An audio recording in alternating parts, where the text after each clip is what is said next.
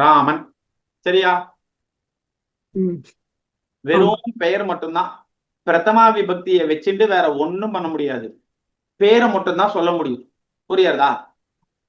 புரியுது. இப்போ ஸ்ரீராமஹா பிரதமா விபக்தி, ரே பார்த்த சாரதி பிரதமா விபக்தி, விசாலாட்சி பிரதமா விபக்தி, ரோஹிணி பிரதமா விபக்தி, உமா பிரதமா விபக்தி. இவ்வளவுதான். இந்த பிரதமா விபக்தி வெறும் பெயர் மட்டும்தான். அந்த பெயரை மட்டும்தான் சொல்லும், வேற ஒண்ணுமே கிடையாது. புரியுறதா? புரியுது. த்விதியா விபக்தியினுடைய மீனிங் என்ன அப்படின்னா, ஐ குறித்து த்விதியா. என்னது? ஐ குறித்து, ஐ குறித்து த்விதியா. சரியா? அப்போ ஐ குறித்து த்விதியானா இந்த பெயரோட சேர்ந்து ஒரு ஐ சேர்த்துக்கோங்க. அப்ப ராமனை. புரியுறதா? இப்ப விசாலாட்சின்னு ஒரு அம்மா இருக்கா, விசாலாட்சின்னு ஒரு அம்மா இருக்கா. விசாலாட்சி அம்மாவோட இந்த ஐ சேர்ந்ததுன்னா என்ன வரும்? விசாலாட்சியை.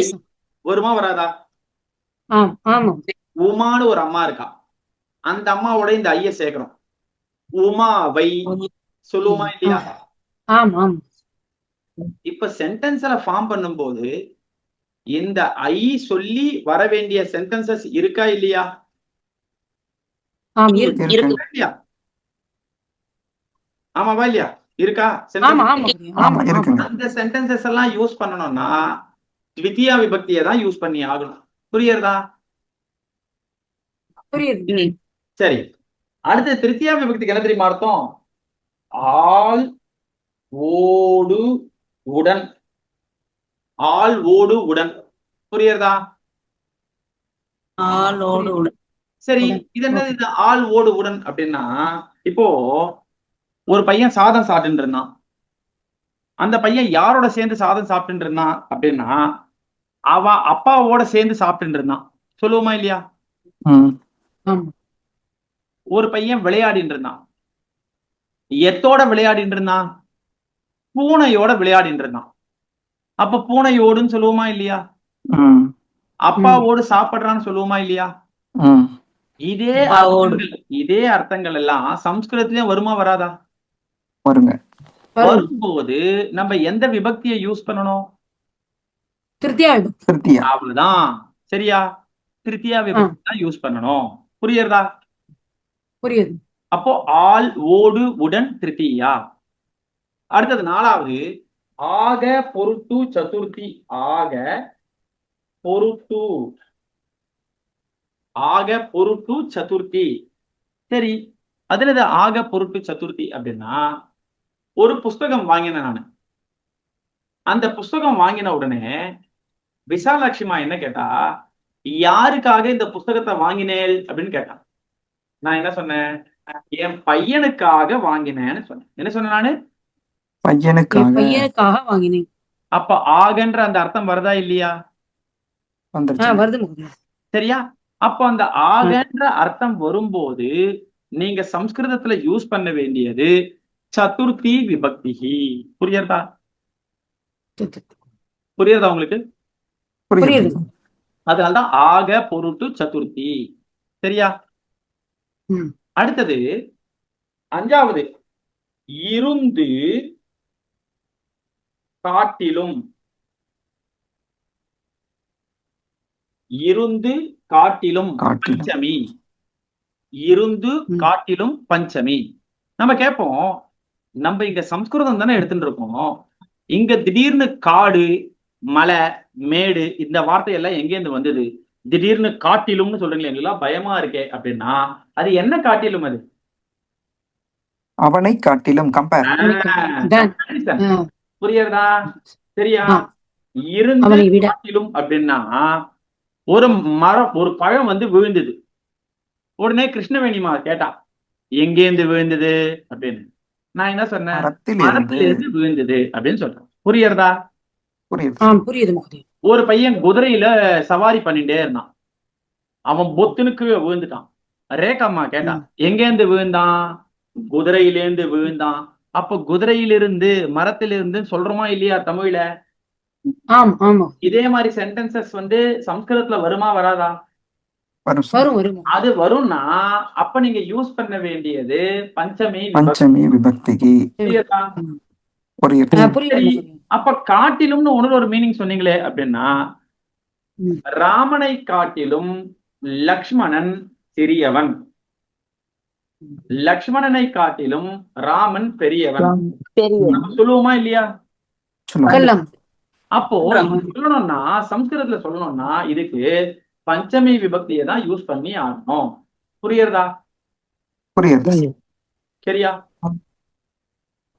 சரி, அடுத்த விபக்தி போலாமா? இப்ப நம்ம 5 பார்த்திருக்கோம்.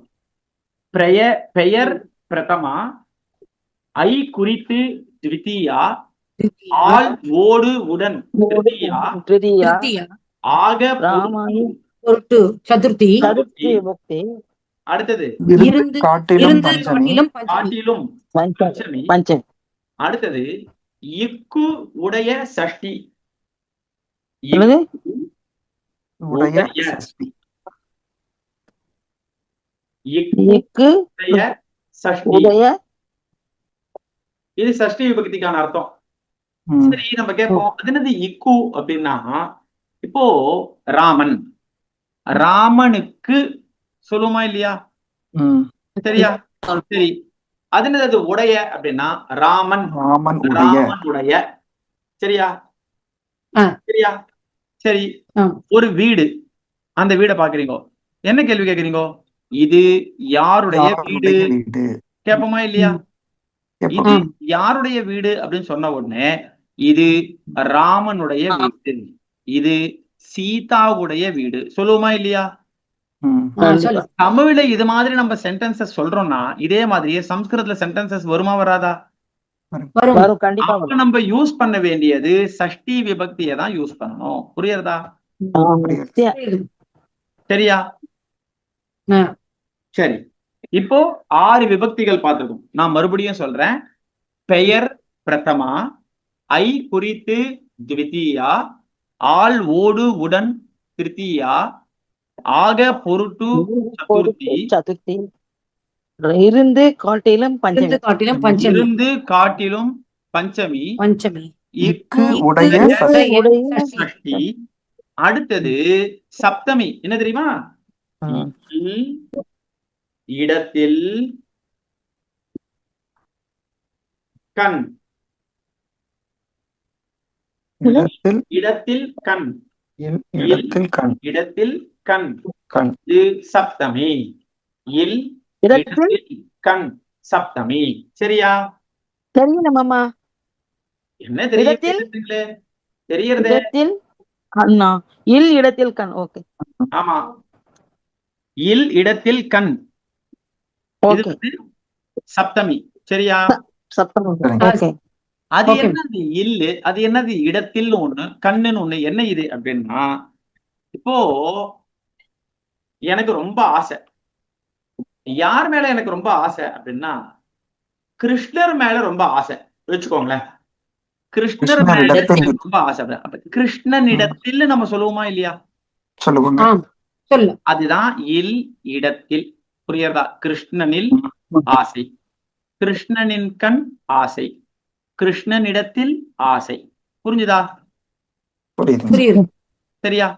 சரி, லாவண்யா ஆதிகேசம் நம்ம வந்து வசிக்கிறாங்க. எங்க வசிக்கிறாங்க? பாரத தேசத்துல. அப்போ நான் சொல்லும் போது லாவண்யா ஆதிகேசவன் அம்மா பாரத தேசத்தில் வசிக்கிறார் சொல்லுவனா இல்லையா? அப்போ பாரத தேசத்தில் அப்படின்னு நான் சொல்லணும்னா எனக்கு சப்தமி விபக்தியினுடைய உபயோகம் வேணும். சப்தமி விபக்தி சொல்ல முடியாது. புரிஞ்சுதா? அதுதான் இடத்தில் கண் சப்தமி. புரியுறதா? சரியா? சரி, அடுத்தது கடைசி சம்போதன பிரதமா. அது என்ன அப்படின்னா